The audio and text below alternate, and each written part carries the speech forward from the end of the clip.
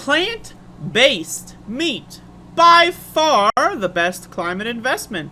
Report finds exclusive. Non-animal proteins can play a critical role tackling climate crisis, says Boston Consulting Group. Alright, so first there's multiple layers to this. Let me start out with a little bit of bullet points on my thoughts here. 1, no fucking shit. Duh. 2, if you eat meat, you're a bad person. 3, no amount of individual lifestyle changes are going to overall affect the systems of power. 4, if you eat meat, you're a dumbass. So, I think I've pretty much got everything I need to say out there. Investments in plant-based alternatives to meat lead to far greater cuts in climate heating emissions than other green investments, according to one of the world's biggest consultancy firms. Now, keep in mind, we're talking about investments. We're talking about if you want to, you know, put your money in something, you know, you don't want to, like, destroy the planet, right? But you do want to make a big return. This would be, like, so that's the frame of reference here. That, like, so we're talking about, like, how to, like, you know, 500x your fucking grandma's inheritance or some shit, right? The report from the Boston Consulting Group found for each dollar investment in improving and scaling up the production of meat and dairy alternatives resulted in 3 times more greenhouse gas reductions compared with investment in green cement technology, 7 times more than green buildings, and 11 times more than zero-emission cars. We see a lot of people talk about electric car, goddamn, bro, Tesla, right? Like, we see a lot of people talk about that kind of shit. You know, just throwing that out there. Investments in the plant-based alternatives to meat delivered this high impact on emissions because of the big difference between the greenhouse gases emitted when producing conventional meats and dairy products and when growing plants. Beef, for example, results in 6 to 30 times more emissions than tofu. 6 to 30. Investment in alternative proteins, also including fermented products and cell-based meat, has jumped from 1 bin 830 in 2019 to 5 bin in 2021. Alternatives make up 2% of meat, egg, and dairy products sold, but will rise to 11% in 2035 on current growth trends. 11% is not good enough by 2035. That is not good enough. We need 11% by 2025. Stop buying meat. Stop buying eggs. Stop buying dairy. Just saying. Just throwing it out there. I mean, at least, at the very least, reduce your consumption at the very least. This would reduce emissions by an amount almost equivalent to global aviation's output.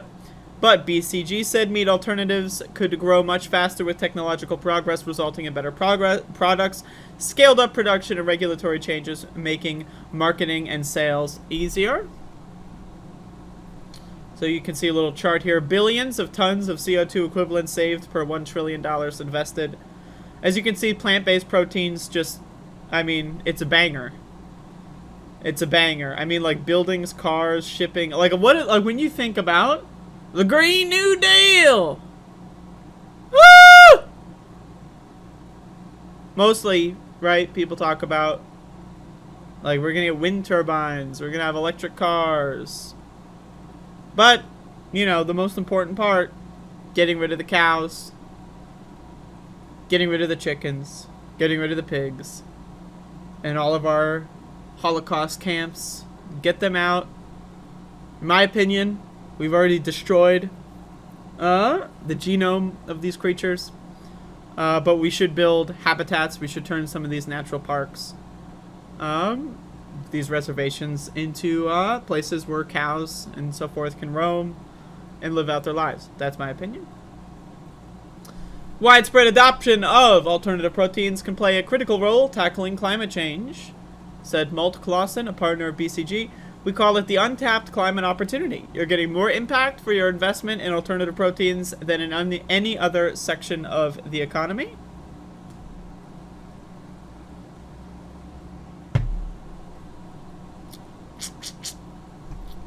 Meat and dairy production uses 83% of farmland and causes 60% of agriculture's greenhouse gas emissions, but provides only 18% of calories and 37% of protein. This is where we get into the important stats. Moving human diets from meat to plants means less forest is destroyed for pasture and fodder growing and less emissions of the potent greenhouse gas methane produced by cattle and sheep.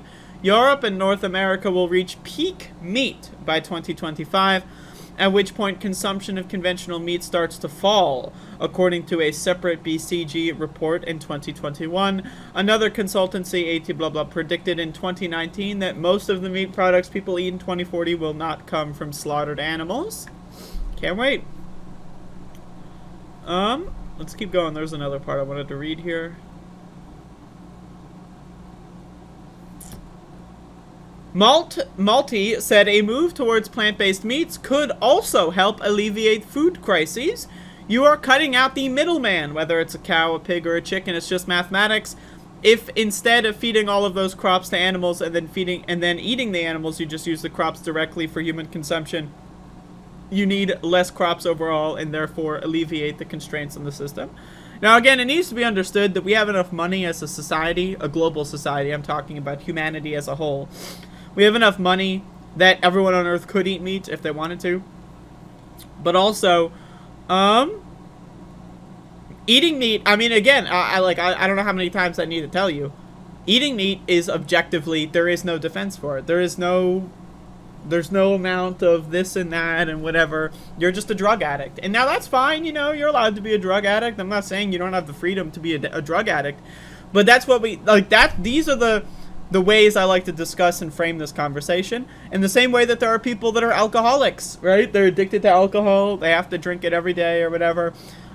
People are addicted to meat. It's a drug. You are addicted to drugs. It's unhealthy. It destroys the planet, right? It comes at the cost of others, etc. It's a drug. I don't know what to tell you.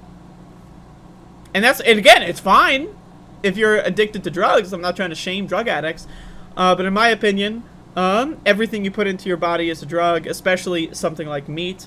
In my opinion, I would go as far as to say meat is probably less healthy than alcohol. You know, I'm just saying, I'm just throwing this out there. You know, if you drink one beer every day versus eat one steak every day, I don't know, man. Someone needs to study that fucking shit. I'm just saying. But you know, again, we need to have this conversation. A lot of people are afraid to confront the fact that they're drug addicts. That's my opinion. And again, I don't want to attach shame or stigma to it. It's just a frame for you to understand your consumption and your habits, right? For example, I'm an oxygen addict. What does oxygen do? I mean, it fuels my fucking body. It's good for me. I'm addicted to water. What does water do? I mean, it fucking fuels my body. It's good for me, right? So again, you know, we're all addicted to certain things and all that kind of stuff. But I think food addiction in general, people overlook it. Whenever people think of food addiction, they think, oh, the fat people, the fat people. But guess what, man? I'm telling you, chances are a fat vegan is going to be slightly more healthy in a lot of different areas of their body than a very thin meat eater. I'm just saying. I'm just throwing this out there. Now, again, it's not an exact science here, right? You know, again, you can eat pasta all day, every day, be pretty unhealthy. But typically speaking, especially when it comes to your heart, right? Your heart is one of the biggest organs impacted by meat consumption. Meat is really bad for your heart, especially red meat like beef. It's just not good for you. I don't know what to tell you. It's not good for you. Cheeseburgers, not good for you. Not just because of the high fructose corn syrup and the fucking carby buns, but it's just, you know, it's the beef, it's the patties, it's all that shit is really fucking bad for you. Now, there's an argument to be made, you know, if you're eating chicken and that's the only meat that you eat, if that's acceptable, like, you know, as far as dietary, as far as health is concerned, you know, that's a conversation that we can have. But I mean, like, you know, pork, beef, that's just not good for you. It's just straight up. And again, my opinion, I think the climate conversation is really good for discussing this kind of stuff. In my opinion, It's good to, you know, any way you can get people into the conversation is good. My opinion, though, health is the most important aspect. Meat is just straight up, it's not healthy for you. It's just not fucking healthy for you. It's just not. It's just not healthy for you. For me, I think the most important way to frame this conversation is health. I don't want you to die at the age of 40 from a fucking heart attack. I don't want you to have to pay millions of dollars of medical bills because you just refuse to put down the fucking stakes. I don't want that. That's not an ideal outcome for me, right? So I think framing this in a health conversation is the most important thing. Again, we live in a country, the United States of America, where 93% of Americans are cardiometabolically unhealthy. It means they got a slow fucking metabolism. It means their bodies are basically just constantly in overdose mode. 95% of Americans don't get enough fiber. What's fiber? Vegetables. Fiber is vegetables, right? 95% of Americans don't eat fucking vegetables, right? So this is a country in decline, right? And then, oh, whoa, holy shit. There's a diabetes crisis in this country. Whoa, you're telling me a whole country that doesn't eat vegetables, now there's going to be an outbreak of diabetes? Whoa. There's an obesity crisis. Whoa, rah. But it's not just, again, obesity is an external symptom. It's not just, oh, you're obese, that means you're unhealthy. You're skinny, that means you're healthy. It's not that simple. A lot of the times people, there's two ways your fat can grow. It can grow around your organs. It can grow on the outside of your body, or both. Right? Now, again, there's a lot of obese people that are way healthier than skinny people, right? Because if you've got, like, fucking a shitload of fat growing around your liver can barely fucking survive. It can barely process food, right? But your skin and bones, you're going to be a lot less healthy and a lot more sick than someone who's maybe, 60 pounds overweight, but all of their weight is concentrated on the outer parts of their body. So, again, using obese people as a scapegoat, not too good. Everyone's, again, it's 95%. Like, right, like, are 95% of Americans obese? Last time I checked, no. What is that number? Like 50%, 60%? I don't know.